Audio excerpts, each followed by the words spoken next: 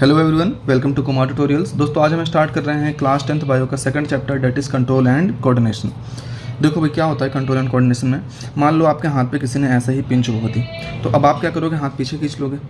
ठीक है, मान लो आप ऐसे जा रहे हो, रास्ते में आपने एक सांप देखा। अब आपने सांप देखा तो आप भागोगे। ये कैसे हुआ? आपने सांप देखा आंखों से, आंखों ने सिग्नल भेजा ब्रेन को, अब ब्रेन ऑर्डर देगा लेग्स को और आप वहाँ से भागना शुरू कर दोगे। तो आपके आसपास जब भी कोई चेंज होता है, चाहे वो कोई चीज़ आपके अचानक से सामने आ जाए, चाहे लाइट में कोई चेंज हो जाए, लाइट कम ज़्यादा हो जाए, टेम्परेचर में कोई चेंज हो जाए, कोई आपको टच करे, कोई आपको मारे, ये सब जब भी कोई ऐसा चेंज होता है तो ये क्या कहलाता है? स्टिमुलस। और स्टिमुलस के अकॉर्डिंग ही आपकी बॉडी क्या करती है, उसके लिए रिस्पॉन्स करती है। तो ये जो मैकेनिज़्म हो रहा है इसे ही हम बोलते हैं कंट्रोल एंड कोऑर्डिनेशन। इस चैप्टर में इस चीज़ को हम डिटेल में पढ़ने वाले हैं, तो अभी हम यहाँ पर इसकी ज़्यादा बात नहीं करेंगे। अब कंट्रोल एंड कोऑर्डिनेशन ये चीज़ें प्लांट्स में भी होती हैं, एनिमल्स में भी होती हैं और छोटे माइक्रो ऑर्गेनिजम्स के अंदर भी होती हैं। बट यहाँ पर हमें जो पढ़ना है, यहाँ पर हमें पढ़ना है सिर्फ और सिर्फ प्लांट्स और एनिमल्स के बारे में। सवाल ये है कि भाई ये हो कैसे रहा है, कैसे जब कोई स्टिमुलस हमारी बॉडी के पास आया तो हमारी बॉडी उसके लिए रिस्पॉन्स कैसे करती है। ये होता है दो मेथड से। पहला होता है बाई इलेक्ट्रिकल सिग्नल्स, दूसरा होता है बाई केमिकल सिग्नल। यानी पहले मेथड में क्या होता है कि जैसे यहाँ पर मुझे किसी ने टच किया तो यहाँ से एक इलेक्ट्रिकल सिग्नल जाएगा ब्रेन के पास और ब्रेन एक इलेक्ट्रिकल सिग्नल भेजेगा यहाँ पे और फिर ये हाथ मेरा रिस्पॉन्स करेगा, मुझे हाथ पीछे खींचना है या क्या करना है। ठीक है, केमिकल सिग्नल्स में क्या होता है, केमिकल सिग्नल के अंदर केमिकल्स रिलीज होते हैं। केमिकल्स बेसिकली क्या, हार्मोन्स रिलीज होते हैं। आपने हार्मोन्स के बारे में तो सुना ही होगा। ठीक है, तो हार्मोन्स रिलीज होते हैं और वो फिर वहाँ पे जाके फंक्शन करवाते हैं। ठीक, इनके बारे में हमें डिटेल में पढ़ना है, तो अभी बस आप ऐसे जान लो। ठीक, तो अब जहाँ पर ये control and coordination electrical signal से होता है उसे बोलते हैं हम नर्वस सिस्टम, और जहाँ पर कंट्रोल एंड कोऑर्डिनेशन हार्मोन्स के द्वारा होता है उसे बोलते हैं हम एंडोक्राइन सिस्टम। अब आपको एक चीज़ याद रखनी है कि एनिमल्स के अंदर नर्वस सिस्टम और एंडोक्राइन सिस्टम दोनों पाया जाता है, जबकि प्लांट्स में जो कंट्रोल एंड कोऑर्डिनेशन होता है सिर्फ हार्मोन्स के द्वारा होता है, यानी प्लांट्स में नर्वस सिस्टम नहीं पाया जाता है। ठीक है, अब इसके बाद हमें अगला टॉपिक पढ़ना है मूवमेंट इन प्लांट्स। देखो भाई, आपने देखा प्लांट्स में मूवमेंट्स तो होती है। अब आप कहोगे भाई कहाँ होती है प्लांट में मूवमेंट? प्लांट तो हम जहाँ देखते हैं ज़िंदगी भर वहीं पड़ा रहता है। अरे भाई, जब आपने देखा था प्लांट इतना छोटा सा था, कुछ साल बाद देखो बहुत बड़ा हो जाता है, तो मूवमेंट ही तो है। आप देखो फूल, देखो दिन में जब आप फूल को देखते हो तो ऐसे खिला हुआ रहता है, शाम को जाते जाते मुरझा जाता है, मूवमेंट ही तो है। टच मी नॉट, छुई मुई का पौधा सबने देखा होगा, जैसे हम उसकी पत्तियों को टच करते हैं वो क्या होता है, सिकुड़ सा जाता है, तो ये क्या मूवमेंट ही तो है। तो हमें अभी पढ़ना है प्लांट्स में कितने टाइप के मूवमेंट होते हैं, कौन कौन से मूवमेंट होते हैं। ठीक है भाई, तो प्लांट में दो टाइप के मूवमेंट होते हैं, tropic movement and nastic movement. अब आपको इसके डिफरेंस याद रखने हैं। ट्रॉपिक मूवमेंट क्या होता है, ग्रोथ डिपेंडेंट होता है, जबकि नेस्टिक मूवमेंट क्या होता है, ग्रोथ इंडिपेंडेंट होता है। ये समझो, जो ट्रॉपिक मूवमेंट होता है वो क्या होता है, ग्रोथ डिपेंडेंट। इसका एक एग्जांपल हम लेते हैं। जैसे मान लो आपने क्या करा, एक गमले में एक पौधा लगाया, उसे अपनी खिड़की के पास रख दिया जहाँ से सूरज की रोशनी आती है। अब वो प्लांट जो है उस तरफ ज़्यादा ग्रो करेगा जहाँ से सन की लाइट आ रही है, और उसी तरफ वो झुकता हुआ, उसी तरफ बेंड होता हुआ चला जाएगा। ठीक है, तो यहाँ पर देखो जो ट्रॉपिक मूवमेंट है, यहाँ पर प्लांट के अंदर मूवमेंट तो हो रही है, बट साथ साथ उसमें क्या हो रही है, ग्रोथ हो रही है। तो ऐसा मूवमेंट जो ग्रोथ की वजह से हो रहा हो उसे बोलते हैं हम ट्रॉपिक मूवमेंट।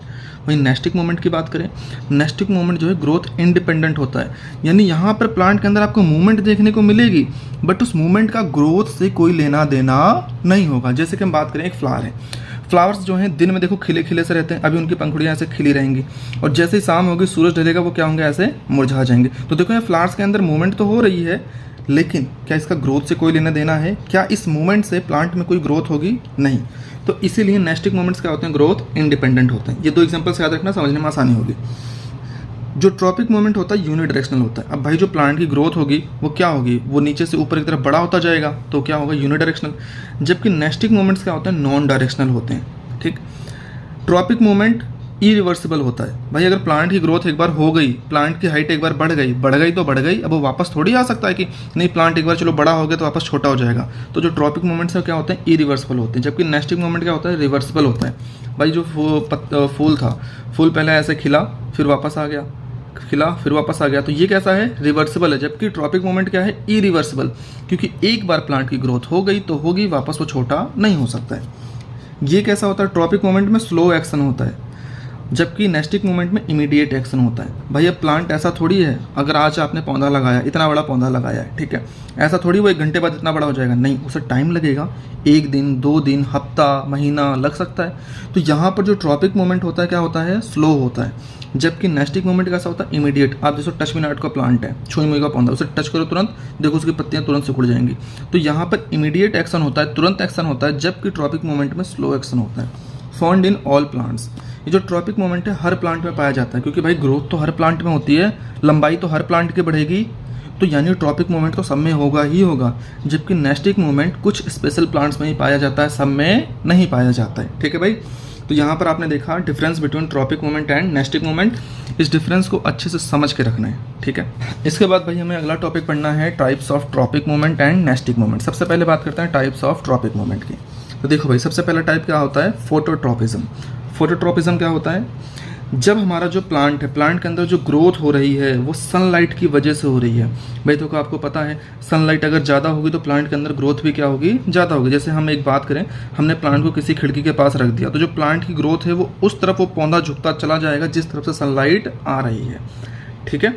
तो इसे बोलते हैं हम फोटोट्रॉपिज्म। जब प्लांट के अंदर जो ग्रोथ हो रही है और ग्रोथ की वजह से क्या मूवमेंट हो रही है, तो प्लांट के अंदर जो मूवमेंट हो रही है वो सनलाइट की वजह से हो रही है, तो उसे बोलते हैं फोटोट्रॉपिज्म, ठीक है भाई। अगर प्लांट के अंदर जो ग्रोथ हो रही है वो ग्रेविटी की वजह से हो रही है, यानी अर्थ की वजह से हो रही है, तो उसे बोलते हैं हम जियोट्रॉपिज्म। देखो भाई, जैसे कि जो प्लांट हम लगाते हैं उसमें नीचे जो जमीन के अंदर जो हिस्सा रहता है उसे रूट बोलते हैं, ऊपर जो रहता है उसे क्या बोलते हैं, सूट बोलते हैं। तो जो रूट है वो जमीन में अंदर की तरफ जाती है, जबकि जो सूट है वो जमीन में बाहर की तरफ आता है। तो अब जो रूट है वो जमीन में अंदर की तरफ जा रहा है, इसीलिए हम बोलेंगे ये क्या शो करता है, पॉजिटिव जियोट्रॉपिज्म।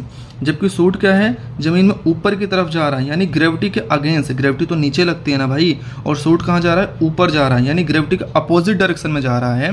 तो हम बोलेंगे यहाँ पर क्या हो रहा है, नेगेटिव जियोट्रॉपिज्म हो रहा है। हम कह सकते हैं कि जो ट्रॉपिक मूवमेंट है वो 2 टाइप्स के भी हो सकते हैं, पॉजिटिव और नेगेटिव। जब प्लांट की जो ग्रोथ है, जैसे कि मान लो यहाँ पर हमने सनलाइट रखी, ठीक है, अगर प्लांट की ग्रोथ सनलाइट की तरफ हो रही है तो वो शो करेगा पॉजिटिव फोटोट्रॉपिज्म। लेकिन प्लांट की ग्रोथ सनलाइट से दूर हो रही है तो हम बोलेंगे वो शो कर रहा है नेगेटिव फोटोट्रॉपिज्म। ये सब के लिए अप्लाई होता है, याद रखना। तो हमने पढ़ लिया फोटोट्रॉपिज्म, जियोट्रॉपिज्म। अगला पढ़ना है हमें थिग्मोट्रॉपिज्म। थिग्मो का मतलब होता है टच, थिग्मो का मतलब होता है टच, थिग्मोट्रॉपिज्म। थिग्मोट्रॉपिज्म का मतलब होता है कि अब प्लांट में जो मूवमेंट होगी वो किसकी वजह से होगी, टच की वजह से होगी। देखो भाई, आपने देखा होगा ऐसे कई सारे प्लांट्स होते हैं जिनमें टेंड्रिल्स होते हैं। जैसे आपने मटर का पौधा देखा हो, उसमें क्या होता है, छोटे छोटे टेंड्रिल्स लगे होते हैं, ठीक है भाई। टेंड्रिल्स क्या होते हैं, जब इन्हें कोई सपोर्ट मिलता है, जैसे कोई स्टिक मिल गई या कोई ऐसा सपोर्ट मिल गया, पेड़ मिल गया, तो ये बहुत तेज़ी से उसके अराउंड ऐसे अपने आप को लपेट लेते हैं, बहुत तेज़ी से ग्रो करते हैं। तो ये टच को लेकर के रिस्पॉन्स कर रहे हैं ना, और इनमें उस टच की वजह से क्या हो रही है, ग्रोथ हो रही है, इसलिए क्या कहलाता है, ये ट्रॉपिक मूवमेंट कहलाता है। तो थिग्मोट्रॉपिज्म क्या कहलाता है, movement of plant in response to touch. Chemotropism, chemo मतलब केमिकल। जब प्लांट में जो ग्रोथ हो रही है, जो मूवमेंट हो रहा है, वो केमिकल्स की वजह से हो रहा है। जैसे कि फर्टिलाइजर, भाई अगर हम खेतों में फर्टिलाइजर डालेंगे तो जाहिर सी बात है प्लांट की ग्रोथ क्या होगी, ज़्यादा होगी। तो केमिकल्स की वजह से यहाँ पे प्लांट्स की ग्रोथ हो रही है। ग्रोथ मतलब क्या हो रहा है, मूवमेंट हो रहा है। तो इससे क्या बोलेंगे हम, कीमोट्रॉपिज्म। अगला है थर्मोट्रॉपिज्म। आपने देखा होगा ऐसी कई फसलें होती हैं जहाँ पर अगर कई फसलें होती हैं जो ठंड के सीजन में होती हैं, कई फसलें होती हैं जो समर के सीजन में होती हैं। यानी जो प्लांट्स की ग्रोथ है वो टेम्परेचर पे भी डिपेंड करती है। तो जब प्लांट के अंदर जो ग्रोथ है, जो मूवमेंट हो रही है, वो टेम्परेचर की वजह से हो रही हो, तो उसे बोलते हैं हम थर्मोट्रॉपिज्म। अगला है हाइड्रोट्रॉपिज्म। अब आप ये तो जानते ही हो ना भाई कि प्लांट्स को ग्रोथ के लिए पानी तो चाहिए ही चाहिए, है ना। लेकिन कुछ प्लांट्स के लिए पानी बहुत ज़्यादा चाहिए होता है, कुछ के लिए पानी कम चाहिए होता है। तो जब प्लांट में जो मूवमेंट हो रही है, जो ग्रोथ हो रही है, वो वाटर की वजह से हो रही है। जैसे हमने खेतों में पानी डाला, अब पानी डालने की वजह से प्लांट्स की ग्रोथ तेजी से बढ़ने लग गई, तो इसे क्या बोलेंगे हम, हाइड्रोट्रॉपिज्म, ठीक है। और ये सब पॉजिटिव और नेगेटिव हो सकते हैं, ध्यान रखना। हाइड्रोट्रॉपिज्म भी पॉजिटिव और नेगेटिव हो सकता है, यानी पॉजिटिव हाइड्रोट्रॉपिज्म भी हो सकता है और नेगेटिव हाइड्रोट्रॉपिज्म भी हो सकता है। भाई हमने पानी डाला खेतों में, अगर इस पानी की वजह से उस फसल की, उस प्लांट की ग्रोथ ज़्यादा हो रही है, मतलब वो शो कर रहा है पॉजिटिव हाइड्रोट्रॉपिज्म। लेकिन उसकी वजह से, पानी की वजह से अगर उसकी ग्रोथ कम हो रही है तो वो शो कर रहा है नेगेटिव हाइड्रोट्रॉपिज्म। इसके बाद अगला है हमारा टाइप्स ऑफ नेस्टिक मूवमेंट। अब ध्यान रखना, यहाँ पे भी चीज़ें आपको ट्रॉपिक मूवमेंट्स की तरह ही मिलेंगी। यहाँ पे प्लांट में जो मूवमेंट होगी वो सनलाइट की वजह से होगी, टच की वजह से होगी, टेम्परेचर की वजह से होगी। अब सवाल ये है इसमें और उसमें डिफरेंस क्या है? भाई मैंने कहा था ट्रॉपिक मूवमेंट में क्या होता है, वहाँ पर सनलाइट की वजह से जो मूवमेंट हो रही थी वहाँ मूवमेंट के साथ साथ ग्रोथ भी हो रही थी, जबकि यहाँ पर होगा जो, यहाँ पर ओनली मूवमेंट होगी, ग्रोथ नहीं होगी। तो टाइप्स ऑफ नेस्टिक मूवमेंट में सबसे पहली चीज़ क्या है? फोटोनेस्टिक। इसे हम फोटोनेस्टिक मूवमेंट भी बोल सकते हैं। देखो भाई आपने देखा होगा कि जो फ्लावर्स होते हैं, कुछ फ्लावर्स स्पेशली, उनमें क्या होता है जैसे सन की लाइट उन पर पड़ती है वैसे खिल जाते हैं, और जब सूरज ढलता है तो वैसे मुरझा जाते हैं, है ना, ऐसे खिल जाते हैं, मुरझा जाते हैं। तो देखो प्लांट में फ्लावर मूवमेंट हो रही है ना, लेकिन क्या इसमें ग्रोथ हो रही है कहीं? नहीं। तो ये जो हमारा किस टाइप का नेस्टिक मूवमेंट हो जाएगा? फोटोनेस्टिक मूवमेंट, क्योंकि इसमें जो नेस्टिक मूवमेंट हो रहा है किसकी वजह से हो रहा है? सनलाइट की वजह से। सनलाइट के लिए हम टर्म इस्तेमाल करते हैं फोटो, ठीक है। इसके बाद अगला आता है नेस्टेनेस्टिक मूवमेंट। ये क्या कहलाता है? भाई जब लाइट और टेम्परेचर दोनों एक साथ चेंज हो रहे हों और जिसकी वजह से प्लांट के अंदर मूवमेंट हो, तो उसे बोलते हैं हम नेस्टेनेस्टिक मूवमेंट। अगला है थर्मोनेस्टिक मूवमेंट। भाई हमने क्या करा, प्लांट के अराउंड का टेम्परेचर चेंज कर दिया। अब टेम्परेचर चेंज करने की वजह से प्लांट में मूवमेंट हो रही है ना, तो उसे बोलते हैं थर्मोनेस्टिक मूवमेंट। सेस्मोनेस्टिक मूवमेंट। सेस्मोनेस्टिक मूवमेंट क्या होता है भाई? जैसे कि हमने पीछे बात करी थी थिग्मोट्रॉपिक मूवमेंट के बारे में, ऐसे ही होता है यहाँ पे सेस्मोनेस्टिक मूवमेंट। ये क्या होता है? देखो भाई आपने इंसेक्टिवरस प्लांट्स के बारे में सुना होगा। ये वो प्लांट होते हैं जो कीड़े खाते हैं। मान के चलो जैसे ये प्लांट है, ठीक है, यहाँ पे कोई कीड़ा आके इसके ऊपर बैठा। अब कीड़ा आके बैठा तो यानी इसने इसे टच किया, और जब इसने टच किया तो टच की वजह से अब इसमें होगी मूवमेंट, ठीक है। वहाँ पे थिग्मोट्रोपिज्म में भी टच की वजह से मूवमेंट हो रही थी, लेकिन वहाँ जो मूवमेंट हो रही थी टेंडल्स की, वहाँ पे ग्रोथ भी हो रही थी। जबकि यहाँ पे सेस्मोनेस्टिक मूवमेंट का मतलब यही होता है, movement due to touch. But यहाँ पर देखो कीड़े ने इसे टच किया, फ्लावर में मूवमेंट हुई, इसने इसे पकड़ लिया ऐसे। बट यहाँ पर जो मूवमेंट हुई इसकी वजह से ग्रोथ का कोई लेना देना नहीं है, इसीलिए seismonastic movement type of nastic movement के अंडर आता है, ठीक है भाई। ये हमने किसके बारे में पढ़ लिया? Types of movement in plant के बारे में। अब हमें अगली चीज़ पढ़नी है control and coordination in plant. जैसा कि मैंने आपको बताया था भाई कि प्लांट्स के अंदर जो कंट्रोल एंड कोऑर्डिनेशन होता है वो सिर्फ और सिर्फ हार्मोन्स के द्वारा होता है। तो भाई देखो प्लांट में कंट्रोल एंड कोऑर्डिनेशन कैसे होगा? हार्मोन्स के जरिए होगा। अब प्लांट में जो हार्मोन्स पाए जाते हैं उन्हें हम बोलते हैं फाइटो हार्मोन्स। प्लांट में जो हार्मोन्स पाए जाते हैं उन्हें हम क्या बोलते हैं? फाइटो हार्मोन्स, या इन्हें एक और नाम देते हैं प्लांट ग्रोथ रेगुलेटर्स, या इन्हें एक और नाम देते हैं क्या? Plant growth regulators. अब हमें यहाँ पे पढ़ना क्या है कि प्लांट के अंदर कौन कौन से हार्मोन्स पाए जाते हैं और इनका फंक्शन क्या क्या होता है, ठीक है भाई। तो चलो एक एक करके पढ़ लेते हैं। सबसे पहला हार्मोन है ऑक्सिन। सबसे पहला हार्मोन क्या है? ऑक्सिन। इस हार्मोन का काम क्या होता है? ये प्रमोट करता है सेल इनलार्जमेंट को एंड सेल डिफरेंशिएशन को। ये क्या होता है भाई? अब आपको ये तो पता है ना कि जो प्लांट है वो किससे बना होता है? सेल से बना होता है, ठीक है भाई। अब जब सेल का इनलार्जमेंट हो गया, यानी इतनी छोटी सी सेल थी जब वो इतनी बड़ी हो जाएगी, तो जब सेल बड़ी होगी तो मतलब ओवरऑल प्लांट का ग्रोथ भी तो होगा ही होगा, ठीक है। आप यहाँ पे एक चीज़ याद रखना, प्लांट हार्मोन में टोटल 5 हार्मोन है, auxin, gibberellin, cytokinin, abscisic acid and ethylene. तो जो शुरुआत के 3 हैं ऑक्सिन, जिब्रेलिन एंड साइटोकाइनिन, ये तीनों प्लांट में ग्रोथ को प्रमोट करते हैं, यानी प्लांट में ग्रोथ करवाते हैं। जबकि लास्ट के जो 2 हैं एब्सिसिक एसिड एंड एथाइलिन, ये ग्रोथ को इनहिबिट करते हैं। अब यहाँ से आपको चीज़ें याद करने में आसानी रहेगी जब आप ऑक्सिन पढ़ो, जिब्रेलिन पढ़ो और साइटोकाइनिन पढ़ो। बस माइंड में इतना याद रखना कि ये तीनों ही प्लांट में ग्रोथ को प्रमोट करवाएंगे, प्लांट में ग्रोथ करवाएंगे, ठीक है। अब याद रखना, तो ऑक्सिन्स क्या करवाते हैं? प्रमोट करते हैं cell enlargement and cell differentiation. भाई प्लांट में ग्रोथ करवानी है तो सेल का इनलार्जमेंट तो होना ही चाहिए ना भाई। सेल अगर इतनी छोटी है, अब धीरे धीरे वो बड़ी होगी, सेल का इनलार्जमेंट होगा। अब जब सेल बड़ी हो रही है डेट मीन्स ओवरऑल प्लांट की ग्रोथ भी होगी। अगला है सेल डिफरेंशिएशन। सेल डिफरेंशिएशन क्या होता है भाई? कि अभी जो सेल है अब वो अपने आप को डिफरेंशिएट करेगी एक पर्टिकुलर फंक्शन को करने के लिए। फॉर एग्जांपल जैसे कभी आप 10th क्लास में हो, ठीक है, आगे आप जब 11th में जाओगे तो आप मेडिकल लोगे, नॉन मेडिकल लोगे या कॉमर्स ले लोगे। तो अब आपने क्या करा? अपनी एक स्पेसिफिक स्ट्रीम चुन ली। उसके बाद मान लो आपने नॉन मेड लिया, अब आप बीटेक करोगे, इंजीनियरिंग करोगे। इंजीनियरिंग भी करोगे तो एक स्पेसिफिक ब्रांच से करोगे। तो अब आप क्या कर रहे हो? यहाँ पे अपने आप को डिफरेंशिएट कर रहे हो एक पर्टिकुलर फंक्शन को करने के लिए। ऐसे ही ऑक्सिन भी क्या करता है? सेल को डिफरेंशिएट कराता है ताकि वो एक पर्टिकुलर फंक्शन परफॉर्म कर सके, ठीक है। अगला है control apical dominance and cell elongation. ये एपिकल डोमिनेंस क्या होता है? देखो भाई ऑक्सिन क्या करता है? जब प्लांट की ग्रोथ होती है, प्लांट जब ऐसे छोटा प्लांट रहता है, ठीक है, तो शुरुआत में अगर आपने कभी ध्यान से देखा हो, शुरुआत में प्लांट की सिर्फ लंबाई ही बढ़ती है, क्योंकि उसमें क्या ऑक्सिन हार्मोन काम कर रहा होता है। ये एपिकल डोमिनेंस का मतलब यही होता है कि एपिकल डोमिनेंस का मतलब कि ये क्या करेगा कि प्लांट की जो साइड वाली ग्रोथ है यानी जो ब्रांचेस हैं, ब्रांचेस की ग्रोथ को रोक देता है, सिर्फ प्लांट की हाइट बढ़ाता है। एपिकल मतलब टिप और डोमिनेंस मतलब डोमिनेट करना, यानी ये प्लांट की सिर्फ लंबाई बढ़ाएगा, चौड़ाई को बढ़ने नहीं देगा, नहीं ब्रांचेस को नहीं निकलने देगा, ब्रांचेस की ग्रोथ नहीं होने देगा, सिर्फ प्लांट की हाइट को बढ़ाता रहेगा। ठीक है, तो ऑक्सिन क्या करता है, कंट्रोल करता है एपिकल डोमिनेंस को और सेल इलोंगेशन कराता है। सेल इलोंगेशन मतलब सेल की लेंथ को बढ़ाता है। हमारा अगला हार्मोन है जिब्रेलिन। जिब्रेलिन जैसा कि मैंने कहा, जिब्रेलिन भी क्या करता है, प्लांट में ग्रोथ को प्रमोट करता है। तो ये क्या करेगा, प्रमोट करेगा स्टेम इलोंगेशन को। स्टेम इलोंगेशन मतलब जो प्लांट है उसकी जो स्टेम्स है उसे क्या करेगा, इलोंगेट करेगा, उसे क्या करेगा, बड़ा कर देगा। सीड जर्मिनेशन में हेल्प करता है, ओवरऑल प्लांट ग्रोथ में हेल्प करता है।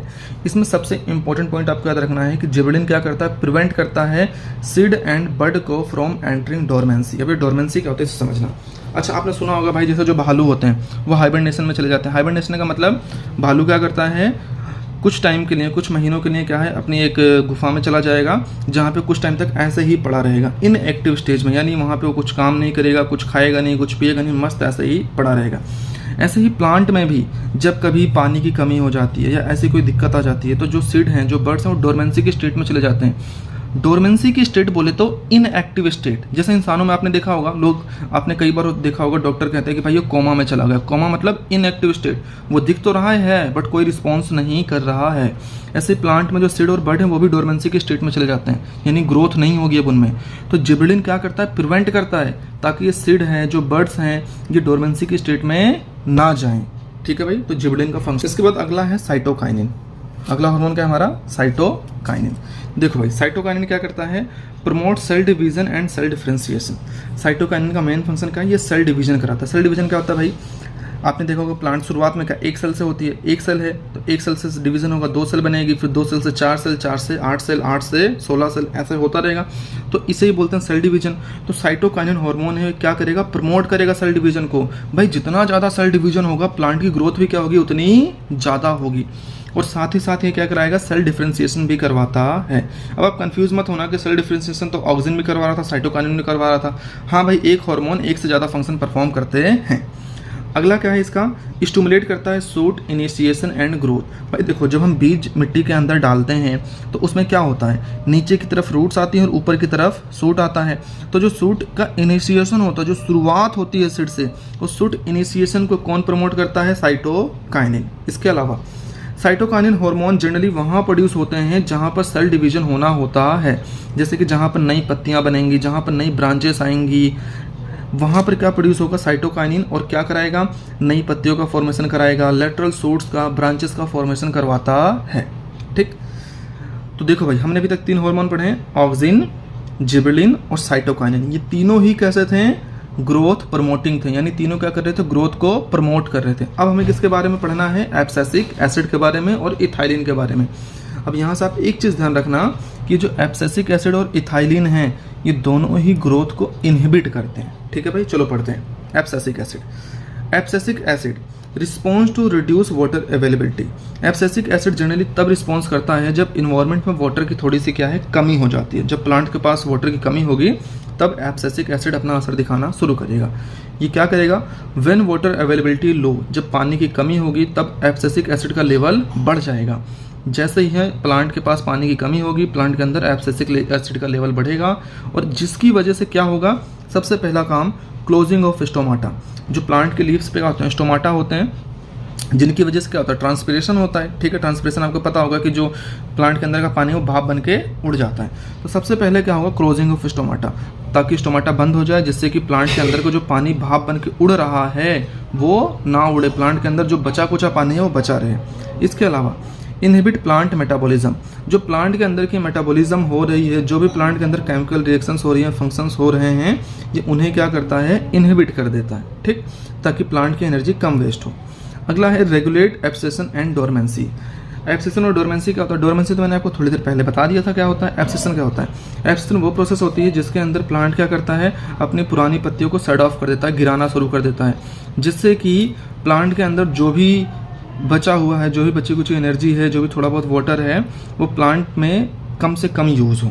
ठीक है, जब वो अपनी पुरानी पत्तियों को गिरा देगा तो यहाँ पे पानी अब कम इस्तेमाल होगा। हमारा अगला हार्मोन है इथाइलिन। इथाइलिन जनरली क्या करता है, इन्फ्लुएंसेस फ्रूट राइपनिंग। जो आपने देखा होगा कि जब किसी प्लांट में फल लगते हैं, फल शुरुआत में क्या कच्चे रहते हैं, बाद में पकना शुरू करते हैं, तो इस फल को पकाने का काम कौन करता है, इथाइलिन हार्मोन। प्लांट के अंदर जो इथाइलिन हार्मोन पाया जाता है उसका काम क्या होता है, इन्फ्लुएंसेस द फ्रूट राइपनिंग। सवाल ये है ये काम कैसे करता है, तो क्या होता है, इथाइलिन क्या करता है, जो सेल के अंदर जो सेल वॉल होती है उसका ब्रेक डाउन करता है, इसके साथ साथ जो फ्रूट होता है उसे सॉफ्ट बनाता है, साथ में उसका कलर चेंज भी करता है। आपने देखा होगा जो मैंगो होता है शुरुआत में थोड़ा ग्रीन कलर का होता है, लेकिन जैसे ही पक जाता है थोड़ा सा येलो कलर का हो जाता है। तो इथाइलिन क्या करता है, फ्रूट को सॉफ्ट बना देता है और साथ ही साथ उसका कलर चेंज भी कर देता है। इसके अलावा इथाइलिन का एक और फंक्शन होता है, इथाइलिन क्या करता है, जैसे कि आप देखो जब इंसान बूढ़ा होता है तो इंसान के अंदर ढेर सारी बीमारियां होने लग जाती हैं, वो मरने की हालत में आ जाता है, ऐसा होता है। ऐसे प्लांट्स के अंदर भी होता है, जब उनकी एज हो जाती है, जब प्लांट लगभग ऑलमोस्ट डेड होने के कगार पे होते हैं, तो उनके अंदर ढेर सारे चेंजेस आते हैं, उनकी सारी पत्तियां गिर जाती हैं, ब्रांचेस टूट के गिरना शुरू हो जाती हैं, सेल की ग्रोथ रुक जाती हैं। ये सारे काम को इन्फ्लुएंस कौन करता है, इथाइलिन। ठीक है भाई, इसे बोलते हैं सेंसेंस। ठीक है, इसके बाद हमारा अगला टॉपिक है भाई control and coordination in animals. जैसा कि मैंने आपको शुरुआत में बताया था कि एनिमल्स के अंदर नर्वस सिस्टम भी पाया जाता है और साथ साथ एंडोक्राइन सिस्टम भी पाया जाता है, तो हमें दोनों के बारे में पढ़ना है। अभी यहाँ हम सबसे पहले पढ़ेंगे एंडोक्राइन सिस्टम के बारे में। एंडोक्राइन सिस्टम में क्या होता है भाई, एंडोक्राइन सिस्टम के अंदर पाई जाती हैं ढेर सारी एंडोक्राइन ग्लैंड्स। ये एंडोक्राइन ग्लैंड्स को हम डक्टलेस ग्लैंड्स भी बोलते हैं। क्यों, क्योंकि इनके पास डक्ट नहीं होती है। ठीक है, हमारी बॉडी में दो टाइप की ग्लैंड होती है, एक्सोक्राइन और एंडोक्राइन। एक्सोक्राइन ग्लैंड्स वो होती हैं जो एंजाइम वगैरह सिक्रीट करते हैं, एंडोक्राइन ग्लैंड्स वो होती हैं जो हार्मोन सिक्रीट करते हैं। तो एंडोक्राइन सिस्टम के अंदर पाए जाते हैं एंडोक्राइन ग्लैंड्स, जिसे हम डक्टलेस ग्लैंड भी कहते हैं, और ये क्या सिक्रीट करते हैं, हार्मोन्स। और हार्मोन्स क्या होते हैं, नॉन न्यूट्रिएंट केमिकल होते हैं, यानी ये ऐसे केमिकल होते हैं जिनका हमारे न्यूट्रिएंट से कोई लेना देना नहीं होता है। ठीक है, अब बात करते हैं हमारी बॉडी में कितने टाइप्स की एंडोक्राइन ग्लैंड्स पाई जाती हैं। तो देखो भाई, आपको ये सारी ग्लैंड्स का नाम याद रखना है। आपकी एनसीईआरटी में एक डायग्राम भी दिया हुआ साइड में आपको दिख रहा होगा, आप वो देख लेना है। हमारी बॉडी में जो ग्लैंड्स पाई जाती हैं, सबसे पहला hypothalamus, pituitary, pineal, thyroid, adrenal, pancreas, parathyroid gland, thymus and gonads.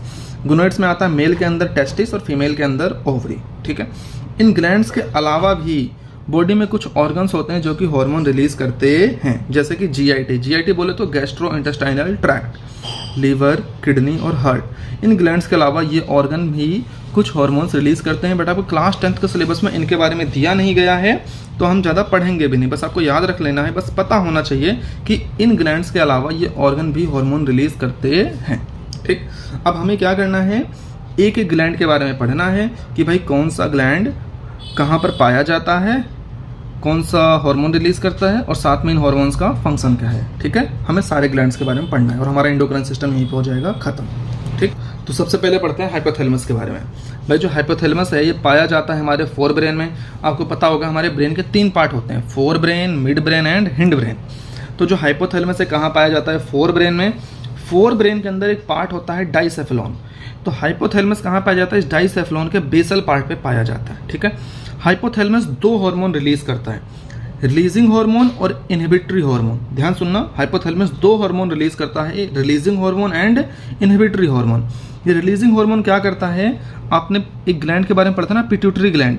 तो हाइपोथैलेमस से निकलने वाले हार्मोन्स जाते हैं पिट्यूटरी ग्लैंड के ऊपर और पिट्यूटरी ग्लैंड से हार्मोन्स को रिलीज करवाते हैं। तो जो हाइपोथैलेमस का रिलीजिंग हार्मोन है ये क्या करेगा, ये जाएगा पिट्यूटरी ग्लैंड के पास और पिट्यूटरी ग्लैंड से हार्मोन्स को रिलीज करवाएगा, stimulate secretion of pituitary hormone. इसका एग्जांपल है जीएनआरएच, गोनाडोट्रोपिन रिलीजिंग हार्मोन। ये हार्मोन क्या करेगा, पिट्यूटरी ग्लैंड के पास जाता है और वहां से एलएच और एफएसएच वगैरह को रिलीज करवाता है। ठीक, अगला है इनहिबिटिंग हार्मोन। हाइपोथैलेमस से निकलने वाला दूसरा हार्मोन क्या है, इनहिबिटिंग हार्मोन।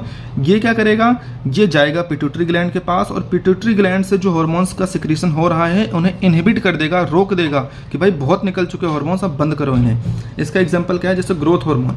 हमारी बॉडी में जो ग्रोथ हार्मोन्स निकल रहे होते हैं, आप सोच के देखो कि आपकी ग्रोथ जो है एक पर्टिकुलर टाइम के आने के बाद रुक क्यों जाती है, because of this inhibiting hormone. ये हार्मोन क्या करता है, पिट्यूटरी ग्लैंड से जो ग्रोथ हार्मोन लगातार रिलीज हो रहे हैं उन्हें इनहिबिट कर देता है। अगर ऐसा ना हो तो इंसान की ग्रोथ पूरी जिंदगी चलती रहेगी। ठीक है, तो इसका एग्जांपल है सोमैटोस्टैटिन। सोमैटोस्टैटिन हाइपोथैलेमस से निकलने वाला एक इनहिबिटरी हार्मोन होता है और ये क्या करता है, इनहिबिट कर देता है the release of growth hormone. ठीक है भाई, तो ये बात हुई किसकी, हाइपोथैलेमस की। हाइपोथैलेमस के बाद अगली ग्लैंड है पिट्यूटरी ग्लैंड। अब भाई देखो, पिट्यूटरी ग्लैंड से काफ़ी ज़्यादा हार्मोन्स रिलीज होते हैं। जैसे हाइपोथैलेमस क्या कर रहा था, हाइपोथैलेमस से निकलने वाला हार्मोन पिट्यूटरी के ऊपर जा रहा था, पिट्यूटरी से हार्मोन्स को रिलीज करा रहा था, इनहिबिट करा रहा था। ऐसे ही पिट्यूटरी से भी ऐसे ढेर सारे हार्मोन्स निकलते हैं जो बाकी सारी ग्लैंड्स पे जाते हैं और उनसे हार्मोन्स को रिलीज करवाते हैं। बट आपकी बुक के अंदर पिट्यूटरी ग्लैंड से निकलने वाले सारे हार्मोन्स के बारे में नहीं दिया गया है, उनके फंक्शन के बारे में भी नहीं दिया गया है। तो हम क्या करेंगे, पिट्यूटरी से निकलने वाले हार्मोन्स के सिर्फ नाम को यहाँ पढ़ लेंगे, उनके फंक्शन के बारे में नहीं पढ़ेंगे। ठीक है, अगर आपको नॉलेज के लिए जानना है तो आप इसी चैनल पर आपको क्लास 11th की वीडियो मिल जाएगी एंडोक्राइन सिस्टम की, आप वहाँ से जाके पढ़ लेना। ठीक है भाई, तो पिट्यूटरी ग्लैंड से निकलने वाला पहला हार्मोन है ग्रोथ हार्मोन। ग्रोथ हार्मोन का काम क्या होता है भाई, बॉडी के अंदर ग्रोथ को करवाना।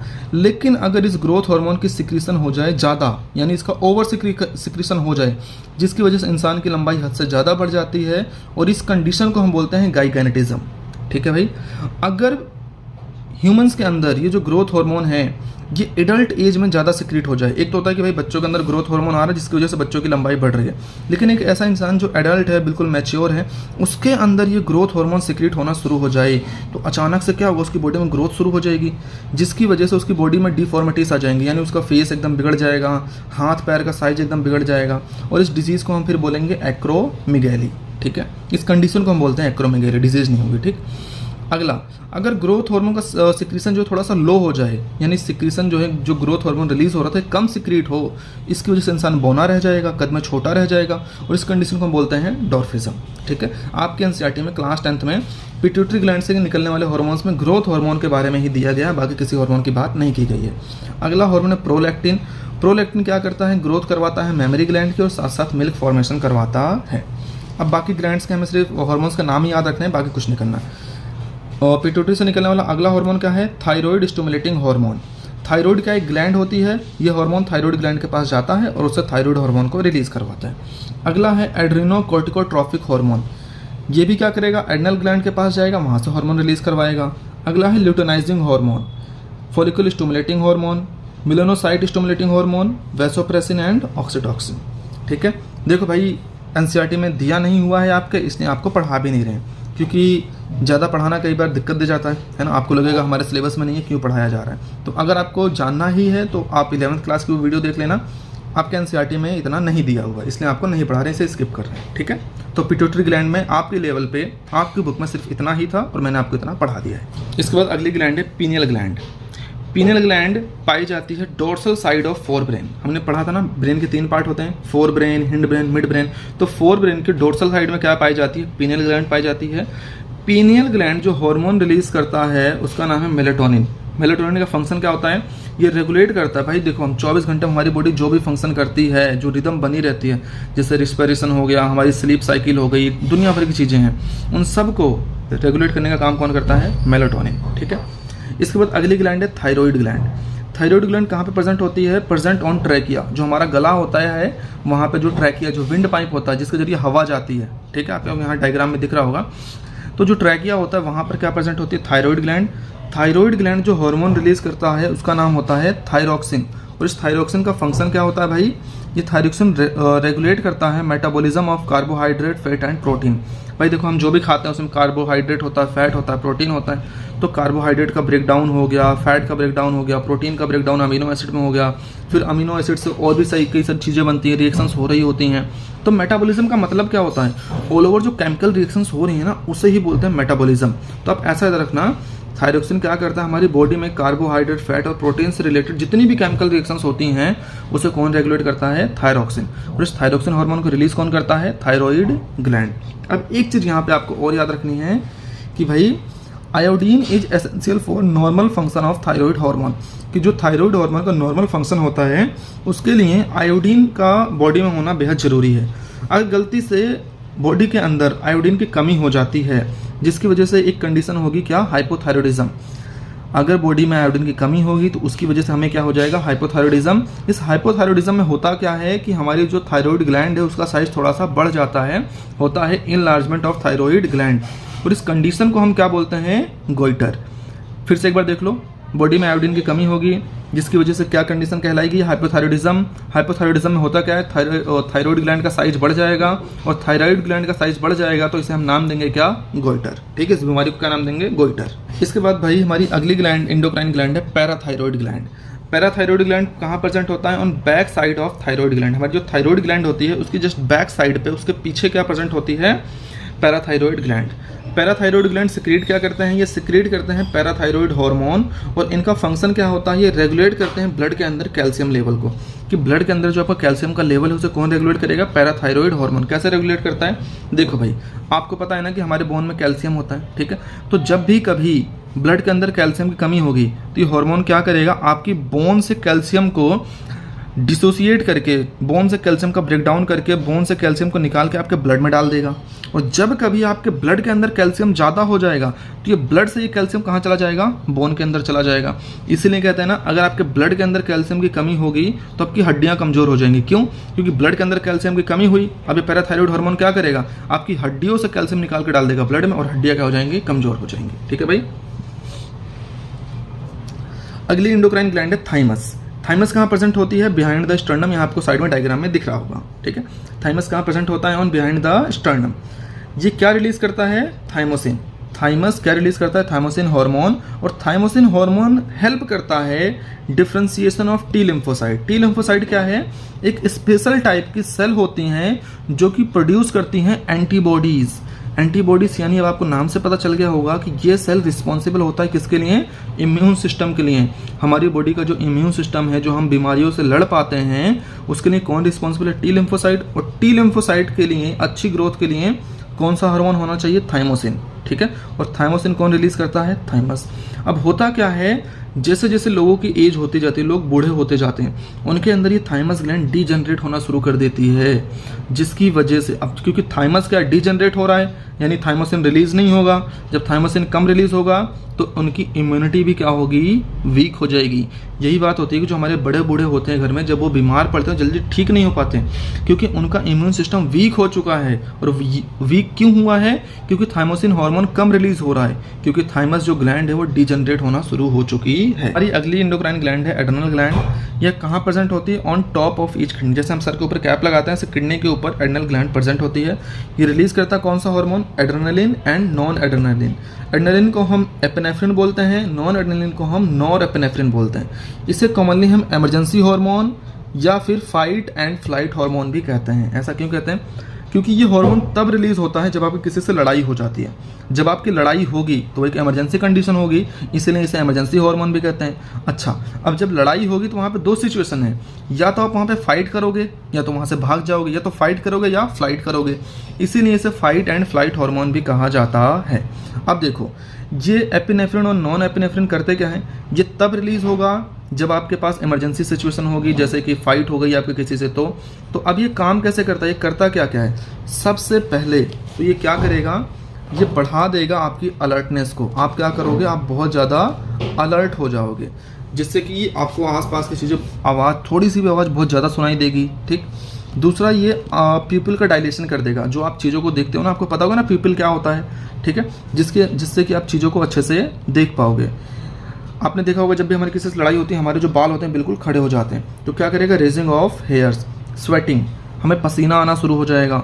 अगला, ये हार्मोन क्या करेगा, आपके हार्ट रेट को बहुत तेज़ी से बढ़ा देगा। आप देखो जब भी किसी से आपकी लड़ाई होती है, आपका दिल यूँ धक धक करने लगता है, तो ये हार्मोन क्या करेगा, हार्ट रेट को बढ़ा देगा रेट ऑफ रेस्पिरेशन को। अच्छा, ऐसा क्यों करता है भाई, क्योंकि अब इस हार्मोन को पता है आपकी लड़ाई होने वाली है, मतलब आपको बहुत ज़्यादा एनर्जी चाहिए। एनर्जी कैसे आएगी, ग्लूकोज के ब्रेकडाउन से।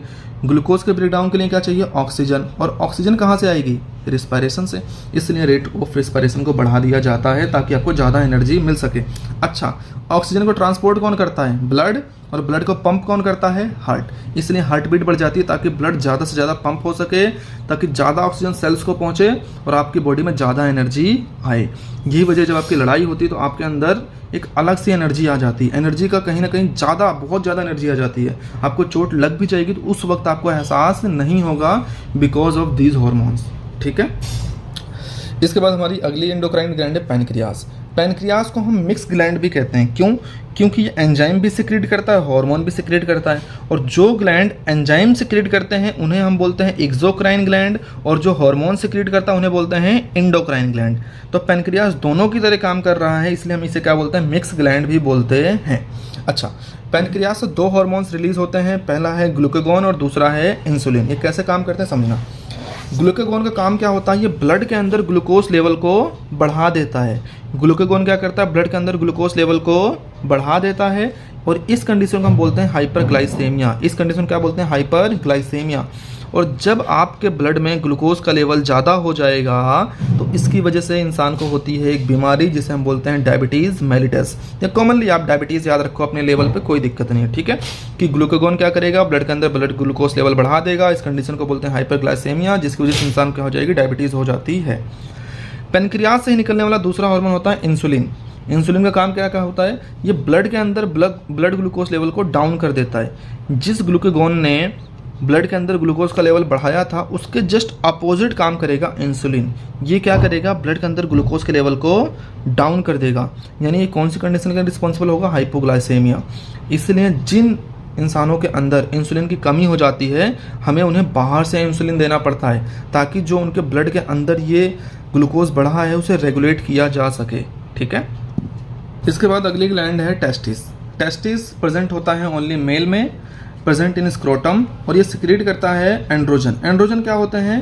Basically androgen group of hormones होता है, इसमें ढेर सारे हार्मोन्स होते हैं, बट एंड्रोजन्स के अंदर जो सबसे मेन हार्मोन होता है वो क्या होता है? टेस्टोस्टेरोन, ठीक है। एंड्रोजन्स का काम क्या होता है? रेगुलेट करते हैं development of accessory sex organ. जो मेल के अंदर एसेसरी सेक्स ऑर्गन्स होते हैं उन्हें के डेवलपमेंट को रेगुलेट करते हैं। अगला चैप्टर आएगा आपका रिप्रोडक्शन वाला, वहाँ पे इनकी डिटेल में बात करेंगे। इसके अलावा जो हम देखते हैं कि बच्चों के अंदर, खास करके लड़कों के अंदर, एक पर्टिकुलर एज के आने के बाद मस्कुलर ग्रोथ होना शुरू हो जाती है, उनके facial hair and axil hairs आना शुरू हो जाते हैं, उनके अंदर एग्रेसिवनेस थोड़ी बढ़ जाती है, उनकी जो आवाज़ है थोड़ी सी लो पिच हो जाती है, आवाज़ भारी हो जाती है। ये सब किसकी वजह से होता है? इस एंड्रोजन हार्मोन की वजह से होता है। इसके अलावा ये एंड्रोजन हार्मोन सबसे मेन इसका एक फंक्शन क्या होता है? ये स्टिमुलेट कर देता है स्पर्मेटोजेनेसिस को। स्पर्मेटोजेनेसिस क्या होता है? जो मेल के अंदर स्पर्म का फॉर्मेशन होता है उसे कहते हैं हम स्पर्मेटोजेनेसिस, ठीक है। इसके बाद हमारी लास्ट एंडोक्राइन ग्लैंड है ओवरी। ओवरी प्रेजेंट होती है ओनली इन फीमेल, और फीमेल में कहाँ प्रेजेंट होती है? Abdomen of female. ये सिक्रेट करते हैं दो hormone, oestrogen and progesterone. Oestrogen का काम क्या होता है? ये growth of secondary sex organ in female. इसके अलावा ये फीमेल के अंदर, जैसे कि मेल के अंदर कुछ चेंजेस आए थे, ऐसे फीमेल के अंदर भी फीमेल की जो पिच है क्या हो जाएगी? हाई हो जाएगी। फीमेल के अंदर भी मेमोरी ग्लैंड्स का डेवलपमेंट हो जाएगा, ठीक है। ये सारे चेंजेस जो आएंगे किसकी वजह से होंगे? एस्ट्रोजन की वजह से होंगे। इसके अलावा एस्ट्रोजन एक काम और क्या करता है? ये रेगुलेट करता है फीमेल सेक्सुअल बिहेवियर को। वहीं बात करें प्रोजेस्टेरोन की, तो प्रोजेस्टेरोन क्या करता है? सपोर्ट करता है प्रेगनेंसी को and formation of sac in mammary gland. Mammary gland के अंदर जो सेक होते हैं जहाँ पर मिल्क का फॉर्मेशन होता है, ये सब कौन करवाता है? प्रोजेस्टेरोन करवाता है, ठीक है भाई। तो ये बात हुई किसकी? इंडोक्राइन सिस्टम की। अभी हमें पढ़ना है nervous system in human body. तो चलो भाई, अभी अपन क्या पढ़ते हैं? Nervous system in human body. देखो भाई होता क्या, जैसे मान लो मैं अपने हाथ पे यहाँ पे मैंने ऐसे पेन से पिन की वैसे चुभो दे, ठीक है। अब यहाँ से मुझे पेन होगा। अब यहाँ से ये सिग्नल ब्रेन तक पहुँचा कैसे? पहली बात आपको याद कर रखनी है, नर्वस सिस्टम के अंदर जो सिग्नल जाता है वो क्या होता है? इलेक्ट्रिकल सिग्नल, जबकि इंडोक्राइन सिस्टम के अंदर केमिकल्स रिलीज हो रहे थे, हॉर्मोन्स रिलीज हो रहे थे, ठीक है। अब समझो यहाँ पर क्या होगा? यहाँ पर प्रेजेंट होगा एक रिसेप्टर, यानी भाई कुछ तो है ना जो यहाँ से सिग्नल को रिसीव करेगा और आगे ट्रांसमिट करेगा ब्रेन को, और ब्रेन फिर यहाँ पे आके ऑर्डर देगा, ठीक है।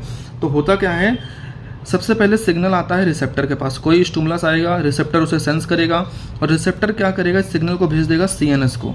सीएनएस बोले तो सेंट्रल नर्वस सिस्टम, मान के चलो ये ब्रेन की बात कर रहे हैं अभी के लिए, आप बस इतना समझो। सेंट्रल नर्वस सिस्टम वो पार्ट है जो सोचने समझने का काम करता है, ऑर्डर देने का काम करता है, ठीक है। अब रिसेप्टर से सेंट्रल नर्वस सिस्टम तक सिग्नल को ले जाने का काम कौन करता है? Efferent nerve. एफरेंट नर्व समझो वायर समझ लो आप, जैसे हमारे बिजली घरों में तारे आती हैं जो बिजली को यहाँ से यहाँ तक लेके जाता है, ऐसा ही समझो आप कि रिसेप्टर से सीएनएस तक सिग्नल को ले जाने का काम कौन करता है? Efferent nerve. अब सीएनएस क्या करेगा? ऑर्डर देगा कि भाई हाँ अब काम ऐसा होना चाहिए, ये किसी एक पर्टिकुलर ऑर्गन को ऑर्डर देगा, ठीक है। ऐसा नहीं है कि पिन यहाँ पर चुभोया गया है तो सिग्नल भी यहीं पे आएगा, ऑर्डर भी यहीं पे आएगा, नहीं। हो सकता है सामने वाला बहुत हट्टा कट्टा हो, ब्रेन पाँव को सिग्नल दे दे भाई भाग लो यहाँ से, ठीक है। तो सीएनएस क्या करेगा? ऑर्डर देगा किसी पर्टिकुलर ऑर्गन को। अब सीएनएस से ऑर्गन तक सिग्नल को लेके आने वाली जो नर्व होती है उसे बोलते हैं इफरेंट नर्व। रिसेप्टर से सीएनएस तक कौन ले गया? एफरेंट। और सीएनएस से ऑर्गन तक कौन लेके आया? Efferent nerve. बोलो क्लियर है? बात कर लेते हैं रिसेप्टर्स क्या होते हैं। रिसेप्टर्स बेसिकली प्रेजेंट होते हैं हमारे सेंस ऑर्गन पे। सेंस ऑर्गन पे जैसे कि आपको पता होगा ear, eye, skin, nose and tongue, ये क्या होते हैं हमारे सेंस ऑर्गन होते हैं। ईयर पे जो रिसेप्टर्स होते हैं उन्हें बोलते हैं फोनो रिसेप्टर। आइज पे जो रिसेप्टर होते हैं उन्हें बोलते हैं फोटो रिसेप्टर। स्किन के ऊपर जो रिसेप्टर होते हैं उसे बोलते हैं थर्मो रिसेप्टर। हमारे नोज पे जो रिसेप्टर होते हैं उसे बोलते हैं ऑल्फैक्टरी रिसेप्टर। हमारे टंग पे जो रिसेप्टर होते हैं उसे बोलते हैं गस्टेटरी रिसेप्टर। ठीक है भाई, ये बात हुई रिसेप्टर्स की। अभी हम बात करते हैं कि सिग्नल ट्रांसमिट कैसे होते हैं। भाई यहाँ पर हमने पेन को चुभोया तो यहाँ सिग्नल ब्रेन तक पहुँचा कैसे, ले कौन गया, तो समझो भाई होता क्या है कि इन सिग्नल को ट्रांसमिट कौन करता है, न्यूरॉन्स। इन्हें ट्रांसमिट कौन करता है, न्यूरॉन्स। अगर हम न्यूरॉन का स्ट्रक्चर देखें, भाई डायग्राम बहुत बुरा बना है, आप एनसीईआरटी से देख लेना, ठीक है, साइड में आपको डायग्राम दिख जाएगा, बट आपको समझने के लिए सफिशिएंट है। देखो न्यूरॉन के स्ट्रक्चर में सबसे पहली चीज़ क्या होती है, सब ब्रांचेस निकली तो छोटी छोटी, इन्हें बोलते हैं डेंड्राइट्स। क्या बोलते हैं, डेंड्राइट्स। ये क्या करते हैं, जब भी कोई बाहर से सिग्नल आता है, कोई टच कर रहा है, कुछ भी हो रहा है, कोई आवाज़ आ रही है, कुत्ता भौंक रहा है, जो भी हो रहा है, सिग्नल को रिसीव कौन करेगा, डेंड्राइट्स। डेंड्राइट्स क्या करते हैं, सिग्नल को रिसीव करते हैं, कहाँ से, रिसेप्टर से। अभी डेंड्राइट्स ने सिग्नल को रिसीव कर लिया, इसके बाद अगला पार्ट होता है सेल बॉडी। अब डेंड्राइट से सिग्नल कहाँ पहुँचेगा, सेल बॉडी को। सेल बॉडी का काम क्या होता है, ये processing and transmit of information with in the neuron. इस न्यूरॉन के अंदर ही ये सेल बॉडी क्या करेगा, डेंड्राइट से सिग्नल को लेगा, उसे प्रोसेस करेगा और ट्रांसमिट कर देगा अगले पार्ट को। इसी न्यूरॉन का अगला पार्ट क्या होता है, एक्सोन।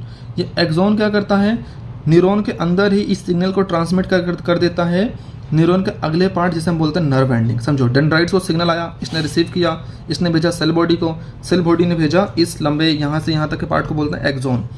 सेल बॉडी ने भेजा एक्सोन को। अब एक्सोन कहाँ भेजेगा, यहाँ पे छोटे छोटे बल्ब लाइक स्ट्रक्चर दिख रहे हैं, इन्हें बोलते हैं नर्व एंडिंग। एक्सोन कहाँ भेज देगा सिग्नल को, नर्व एंडिंग्स के पास।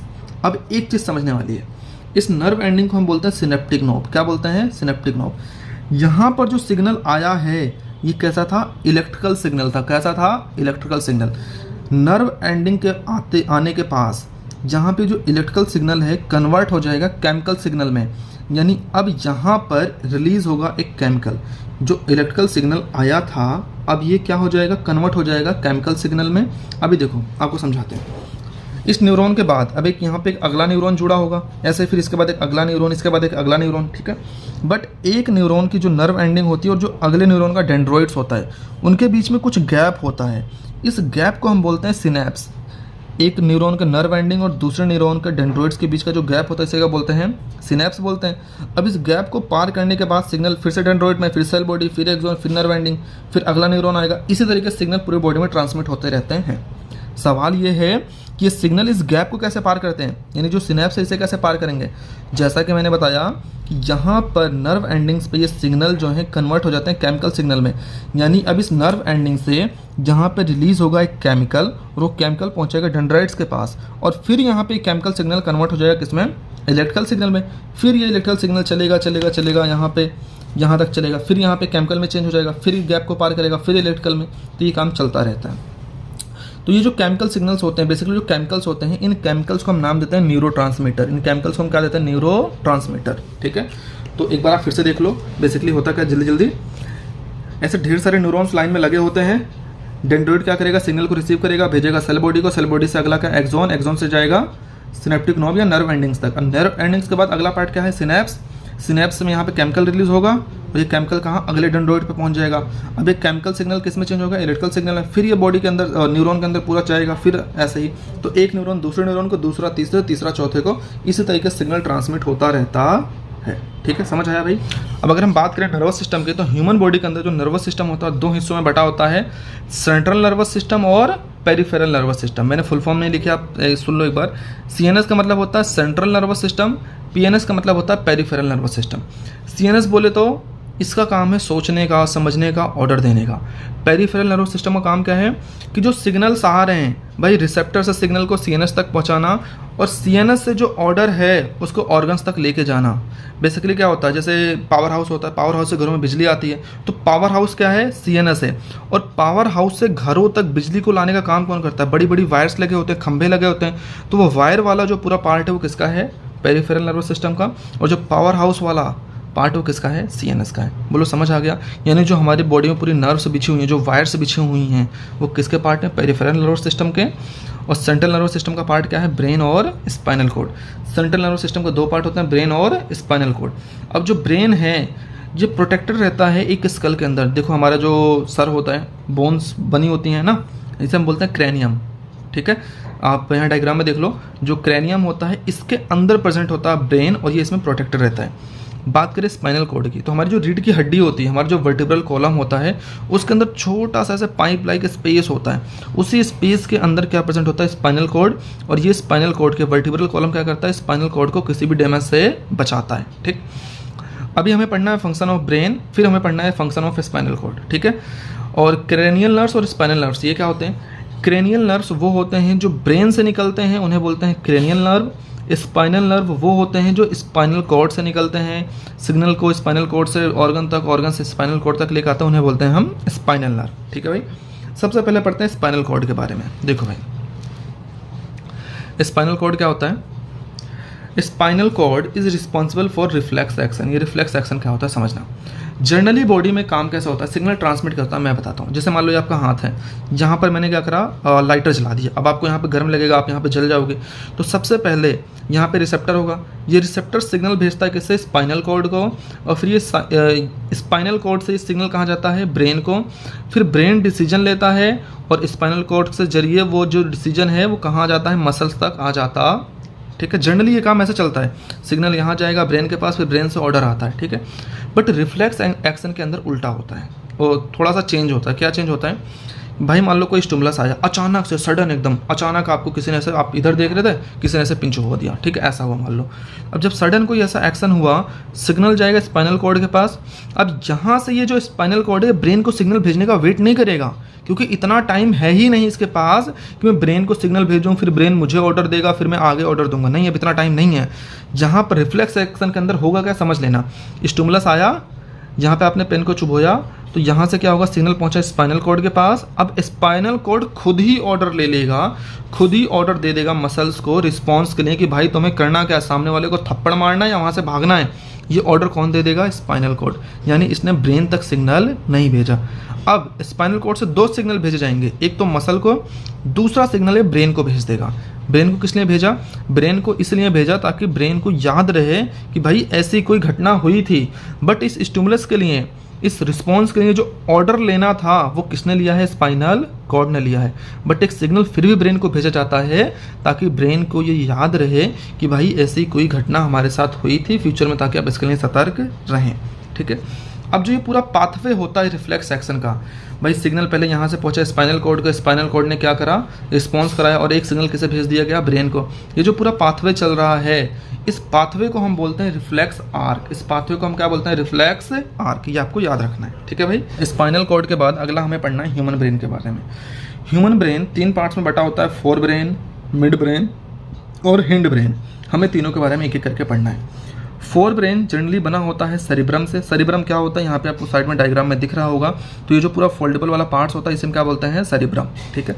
इसका फंक्शन क्या होता है, थिंकिंग, जो सोचने और समझने का काम कौन करता है, फोर ब्रेन करता है।